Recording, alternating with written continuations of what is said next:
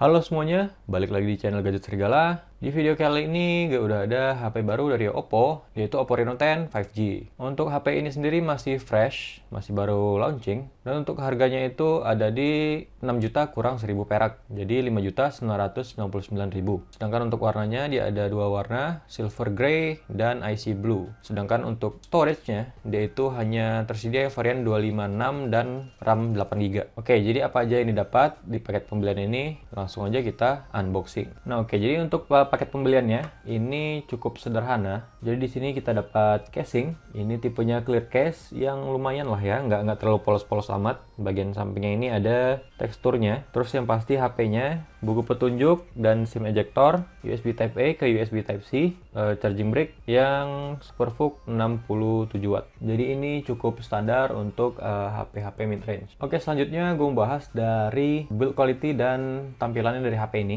Untuk Oppo Reno 10 5G ini yang gue pegang itu warna silver grey. Jadi untuk bagian belakangnya dia kaca, dan kacanya itu ada teksturnya ya, jadi bukan glossy. Fingerprintnya nggak kelihatan kalau nempel-nempel. Untuk bagian framenya ini dia bahannya plastik, jadi bukan aluminium. Tapi untuk plastiknya ini dia berasa padat, nggak kopong. Terus untuk bagian kaca depannya ini dia tipenya yang curve, yang ada lengkungan di sampingnya. Jadi HP ini feel-nya itu premium karena dia build-nya itu tipis tapi padat, jadi nggak kopong ataupun ringan. Untuk layarnya itu juga berasa high-end ya, karena dia pakai layar lengkung dan refresh rate-nya itu 120 Hz. Lalu untuk bagian atas dia itu ada air blaster atau infrared, jadi bisa dijadiin remote, mau remote TV ataupun remote AC gitu ya. Terus bagian bawah itu USB Type C. Untuk SIM tray-nya ini dia support dual SIM hybrid dengan micro SD card. Lalu untuk tampilan kamera belakang itu kayak gini, cukup gede ya frame-nya. Dan frame-nya itu dari aluminium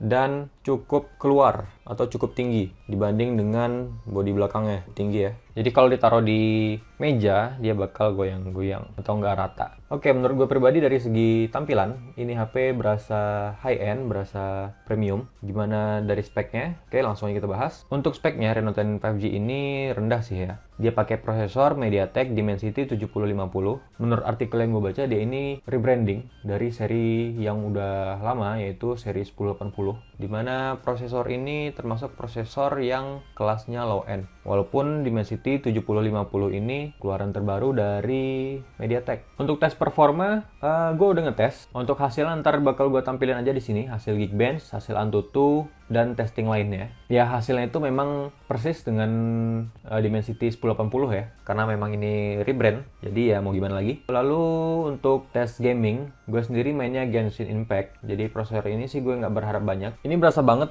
main Genshin itu dari awal login ini lama banget loadingnya ya. Jadi ini dari tadi belum kelar-kelar, belum masuk ke halaman login. Nah ini loadingnya juga lama banget menurut gue pribadi sih ya. Nah ini coba kita lihat settingannya. Untuk settingan defaultnya itu ada di low.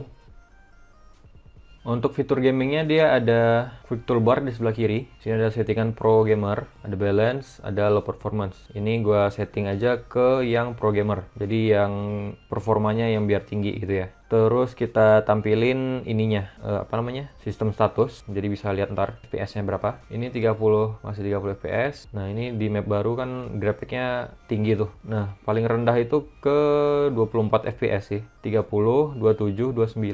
Jadi nggak stabil di 30. Naik turun terus. Menurut gue pribadi sih ini memang paling pasnya di low ya settingannya. Lebih lancar ketimbang dinaikin walaupun grafiknya nggak bagus. Nah ini coba kita naikin ya. Naikin ke settingan yang medium. Nah untuk medium aja dia langsung overclock statusnya. Nah ini medium, kita battle.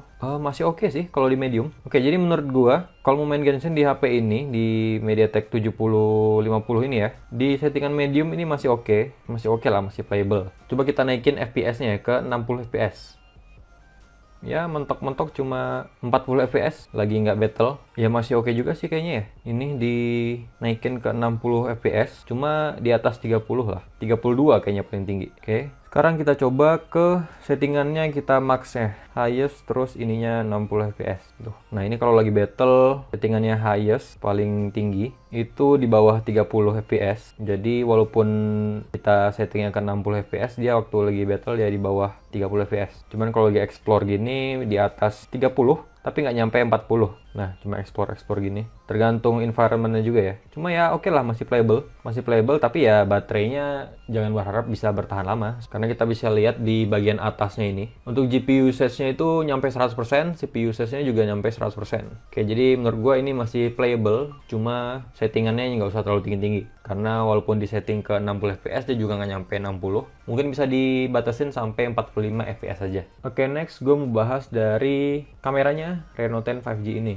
Gue berpendapat ini upgrade, dan kamera ini bukan kamera low end. Kenapa? Karena untuk kamera low end itu biasanya pabrikan itu rata-rata makein atau ngasih kamera 2 megapiksel. Itu menurut gue kamera yang nggak berguna sama sekali. Jadi untuk Reno 10 5G ini dia kamera utamanya itu 64 megapiksel, terus ada kamera telefoto 32 megapiksel, 2 kali optical zoom, terus ada 8 megapiksel kamera ultrawide. Terus untuk kamera depannya itu dia tipenya punch hole, dan sensornya itu resolusinya 32 megapiksel. Oke, nanti gue akan tampilin hasil jepretan dari kamera Reno 10 5G, dan kalian bisa nilai sendiri.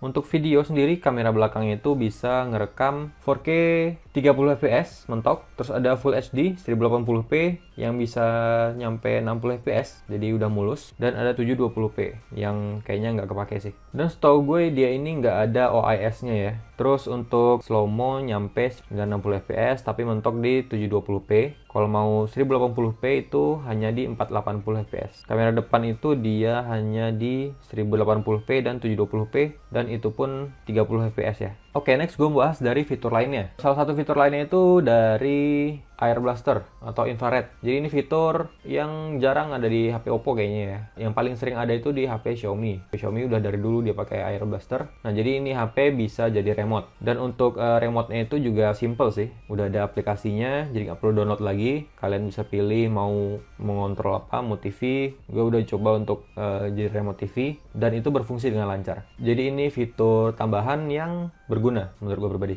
Terus fitur lainnya itu SuperVOOC 67 watt, dan baterainya itu 5000 mAh. Dia juga support protokol charging PD, kalau nggak salah cuma di 18 watt. Sekarang kita masuk ke kesimpulan. Jadi kesimpulan gue setelah berapa minggu nyobain ini HP, kelebihannya itu jelas dari tampilannya yang oke ya. Dari tampilannya oke, build-nya oke. Gue suka untuk frosted back glass-nya ini, nggak bikin fingerprint nempel, dan layarnya ini yang melengkung. Kalau untuk layar lengkung ini sih sebenarnya selera masing-masing ya. Terus ada Air Blaster, nggak terlalu gimana-gimana ya, cuma ini baru aja di HP Oppo. Terus ada slot micro SD, ini menurut gue berguna ya. Soalnya ini HP maksimal itu kan cuma 256 GB.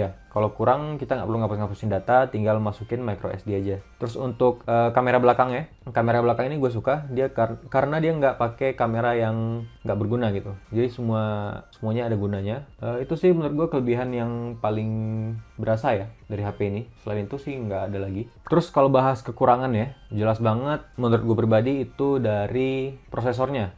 Dia itu pakai Dimensity 7050, dimana itu rebranding dari seri 1080. Jadi itu prosesor udah lama ya, udah jadul, dimasukin ke HP yang baru. Nah, jadi ya performa itu nggak usah terlalu berharap seperti HP flagship atau HP high-end. Jadi kalau mau yang high performance bisa beli yang Pro Plus. Cuma ya memang harganya jauh lebih mahal. Oke, jadi kesimpulan akhir, apakah HP ini worth it dengan harga yang hampir 6 juta? Menurut gue itu nggak worth it. Tapi tergantung lagi dengan orang yang mau beli ya. Kalau dia suka dengan tampilannya, ya nggak ada salahnya. Dengan spek segini dan harga 6 juta, masih banyak alternatif HP lainnya. Contohnya itu ada Poco X5 Pro, ada Redmi Note 12 Pro 5G yang harganya itu cuma 4 juta. Dan ada Poco F5 yang harganya itu mirip banget dengan ini, hampir 6 juta juga. Tapi udah pakai prosesor Snapdragon 7 Plus Gen 2. Itu prosesor seri 7 yang paling tinggi gitu ya. Formanya itu juga jauh banget kalau dibandingin. Jadi menurut gue sih lebih worth it yang kayak gitu. Balik lagi ke masing-masing. Oke, jadi sekian dulu video kali ini. Jangan lupa like, share, dan subscribe. Dan boleh komen di bawah kalau misalnya ada pendapat lain atau ada yang kurang. Dan sampai ketemu di